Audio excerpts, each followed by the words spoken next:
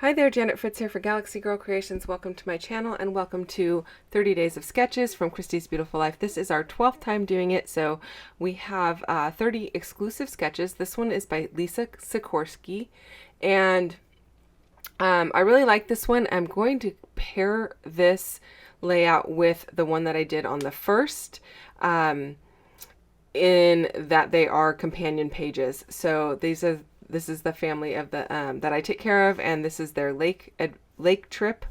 And so I want this one to have a similar feel as the other one. The other one had banners on it using the papers that I am using today. So instead of doing just the horizontal rectangles that she's got on the sketch, I am going to turn those into banners as well, and they're going to come in from the left-hand side. And so I think that will tie the two papers or the two pages together really well. They won't be a perfect match, but they obviously go together because they will be side by side in an album, and everything matches. So I started out with these really bright colors, and then I had to go find this one that has the tent and the lake and the mountains and stuff on it. Because I wanted to bring in some of the Simple Vintage Lakeside collection from Simple Stories. And so when I was doing the first page, that is what I went and found, something that had some browns in it and some greens. Now this striped paper that has the pink and yellow and turquoise stripes, it has green as well, which brings it together because the greens are the same kind of green. And then there are orange little campfires on that paper as well, and that brings that orange in that you have at that bottom, on that bottom strip. Now I know that these are not enough papers to kind of cover the area that I want, even though she's got 4 rectangles. I'm going to have more because mine are more narrow. And so I'm bringing in this additional turquoise paper. I don't need a lot of that turquoise to show. It's just the same or similar color that plays off of the other 2 papers that have the blue in it, but I don't need a big swatch of it showing. It's not on the other layout. So it's not like it takes a priority on this page. I'd rather have the papers showing that are on the other page rather than that one. So I am inking everything in some Black Soot Distress ink, which is what I did on the other page. And then I also went through and outlined everything on the other page with a double sketchy line. Now, when I did the other page, I did not do the outlining prior to putting everything together. I went through and did it as an afterthought. Today, I am actually doing it right up front, first thing, because I know I definitely want to have that outline to match the other page. It is much easier to do it when the page is not put together than having to go back and do it after the page is put together, because a lot of times there's papers that are layered over each other and you can't really make the line go underneath. And so you kind of have to fudge where it stops and make it look like it keeps going through. And normally that's not too bad of a deal for me because I don't put a ton of adhesive down, but if you've put adhesive all the way up to the edges of your papers, then it will be a lot more difficult. So anyway, I didn't go through and put that sketchy line on the areas where I know it's going to get covered up. Like the top of that orange one, a big portion of it's getting covered, so I didn't worry about it. And I think this paper will cover that up just fine. So that is my thought. I am going to go ahead and put everything down with a little bit of Nuvo Deluxe adhesive. Normally I would use like a tape runner, but when it comes to banners, I always I don't know if you guys have the same problem, but once I get them down where I like them, if I move them, I have a hard time getting them back to where I like them, and then I have to sit there and fidget with them, and I didn't want to do that. So it's much easier for me to just kind of peel back a layer, run a little liquid glue underneath it, and then stick it down. And so that's what I did. I do the same thing even when it's small banners. Doesn't matter if it's small banners or big banners. I just don't want it to look... I don't want to have to sit there and fidget with it after I've got it looking the way that I want it.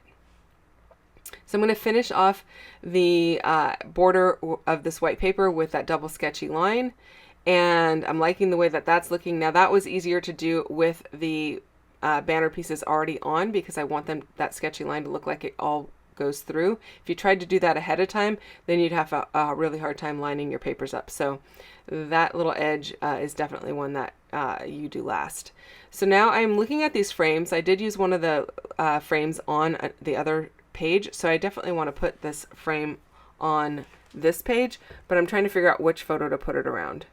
I also don't want that duck or the butterfly on there. Now, I don't actually mind the butterfly, except that I'm going to rotate the entire frame counterclockwise, and that is going to mean my butterfly is facing the wrong directions. So I am just using a blade. It's actually a ceramic blade, and it's called a slice tool. I am just using that to trim off the butterfly and the duck. And yes, I know that means there's an awkward word that says, I think it says explore, and it's going to be sideways, but I'm going to put some things over that, and I'm not too worried about it. I've got the sticker sheet from this collection still, and I've got a couple of other embellishments like the brads and some of the chipboard that's on the brad sheet. So now that I've got this photo all framed, I am going to go ahead and play with the sticker sheet and figure out exactly what I'm going to do with it. I played around with whether I was going to put that framed one at the bottom or the top. I end up putting it at the top because it is now smaller than the bottom one, and I felt like things were a little bit off balance if I did it the other way.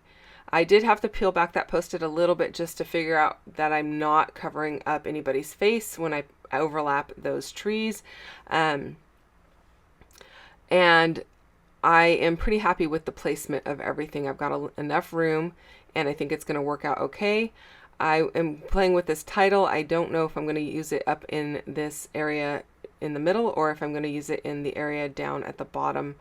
And then I am also playing with these little tabs. I think that one actually says it's a lake day, and then I'm going to actually add one that says no Wi-Fi here. And playing with the little colors. I always have a hard time using those. I'm like, do I tuck them in so I see the words? Do I tuck them in so I see the color? But I was talking to MK about it, and her answer is to just cut them in half so that you can use the word and the color. And I don't know why I didn't think about doing that, but it was a genius. And so that's what I ended up doing. So thank you, MK, for that. So now I can add a little bit of color, and I can still have those words show, and it all makes me happy. So I end up moving the Great Outdoors and the trees down to the bottom left-hand corner, and I added a piece of washi. I want to say that washi tape is from Chamel's Never Grow Up collection, and so the brown wood grain on it really mirrors the brown wood grain frame, as well as the brown in the banner at the top. So bringing it down below really helps balance the layout.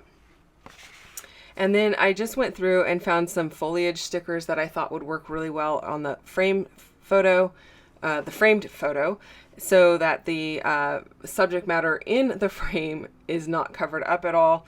The trees were a little bit close to the subject matter, and I really liked the title down here at the bottom, so that's what I went with. Playing around with adding this frog, it does not work out. I don't end up adding the frog, but I did add some tabs up at the top, or some tickets up at the top. One says floating, one says lakeside. I thought those were perfect. In the bottom photo, the little girl that I take care of, she is floating with her mom right there. And she actually has a flotation device on.